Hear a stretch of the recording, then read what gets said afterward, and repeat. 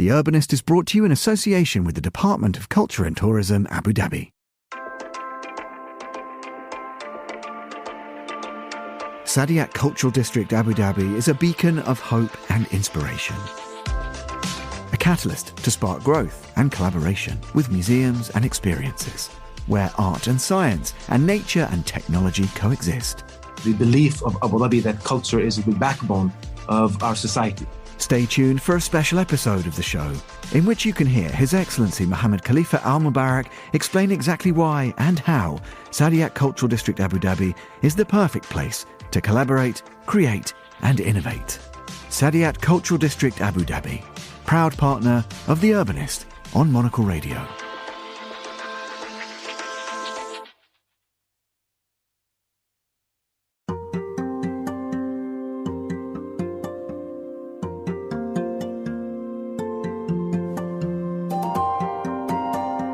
Seoul's first mixed-use development, which started construction in the late 1960s, is a vast complex of interconnected buildings stretching across city blocks in the South Korean capital. Despite a recent renovation, though, the future of the structure is on shaky ground, as successive city administrations struggle to agree on the best plan for going forwards. You're listening to Tall Stories, a Monocle production brought to you by the team behind The Urbanist. I'm Andrew Tuck. In this episode, Tomás Pinheiro tells us how Seun Sangga came to be and the challenges it faces ahead.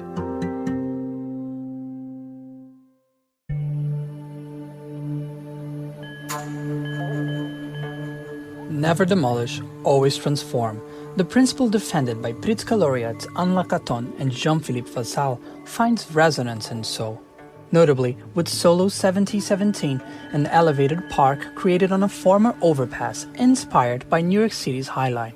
But also with the less discussed yet equally impressive Seun Sangga, the country's first mixed-use development, which underwent much-needed renovations a few years ago.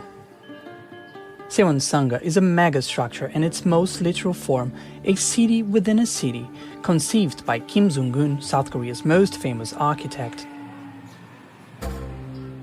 The complex comprises several interconnected buildings, lined up one after the other and linked by lengthy decks on either side.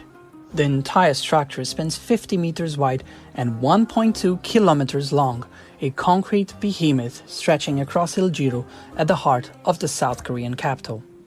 Everything was built between 1967 and 1972 in a vast area between the 14th century Jongmyo Shrine and Namsam Hill. The plot had been left barren during the Japanese colonial period to prevent the spread of fire, but it quickly turned into a slum. The development combines industrial, commercial and residential areas, including a hotel with over 250 rooms. Retail zones are on the lower levels. Warehouses, manufacturing and repair shops fill the internal passageways, and offices occupy the higher floors, flanking wider corridors and the occasional sunlit atrium. Housing units sit above retail, and everything is connected by a network of covered motorways, pedestrian bridges and staircases. After completion, the modern apartments at Seun Sangga became highly sought-after homes, coveted by politicians and celebrities. Among the reasons for the popularity were the elevators, then still a novelty in residential complexes.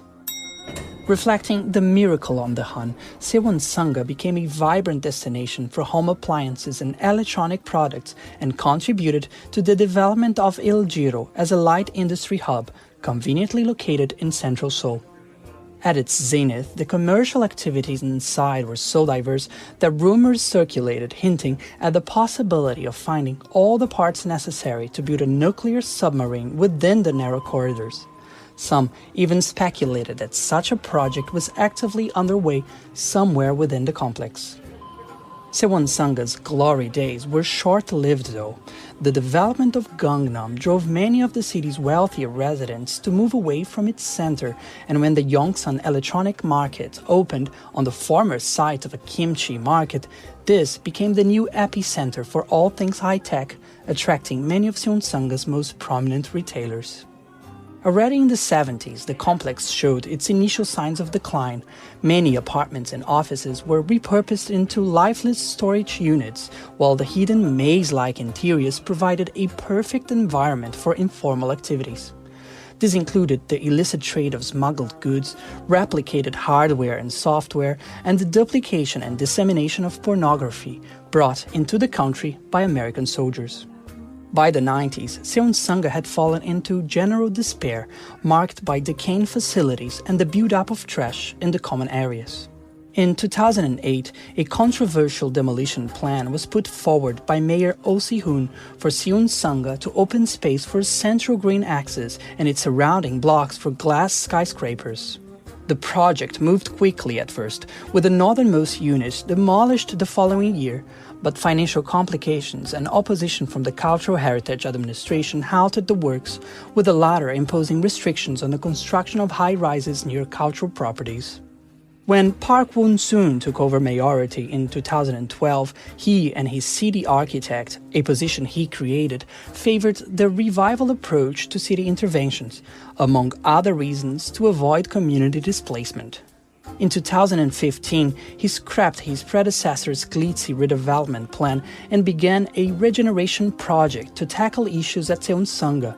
The goal was to save it by further integrating it into the neighborhood and the city, all while maintaining the existing ecosystem through official anti-gentrification measures. Today, an inclined plaza occupies the space where the demolished unit once stood, linking the complex to the entrance of Jongmyo Shrine. Remarkably, the builders discovered the remains of a Johnson-era construction on the very spot underground, which are now exposed in an open-air museum.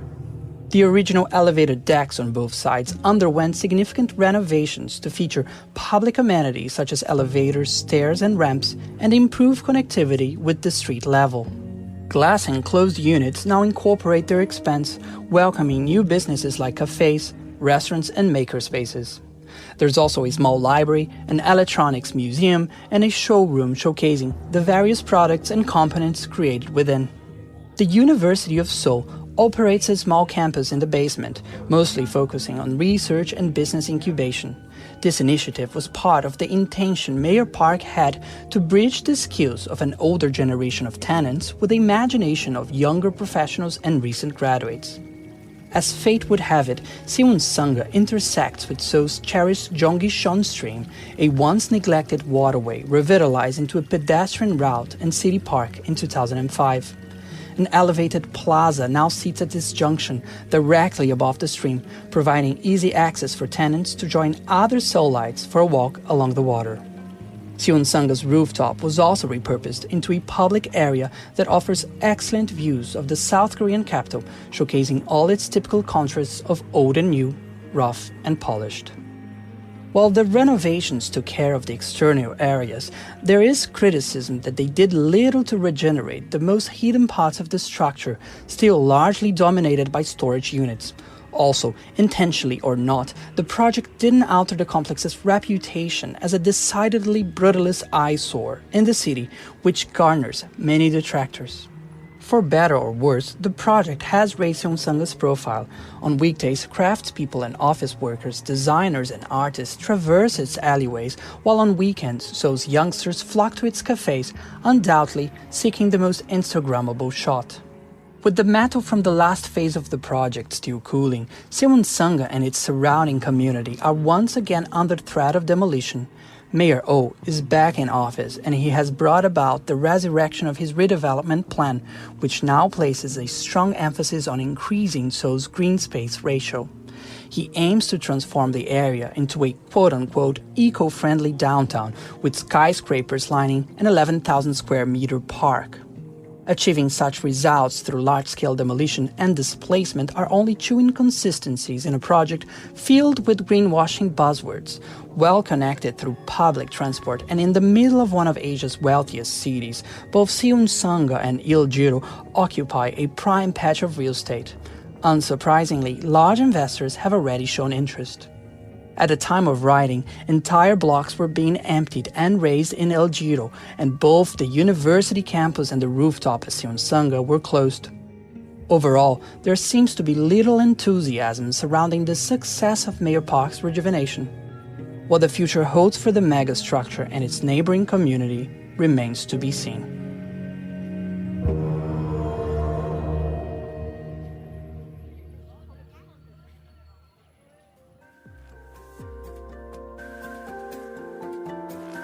Tall Stories is a Monocle production from the team behind The Urbanist. This episode was written by Tomás Pinheiro and it was produced and edited by David Stevens. Be sure to subscribe to the podcast to receive new episodes every week. I'm Andrew Tuck. Goodbye, and thank you for listening, City Lovers.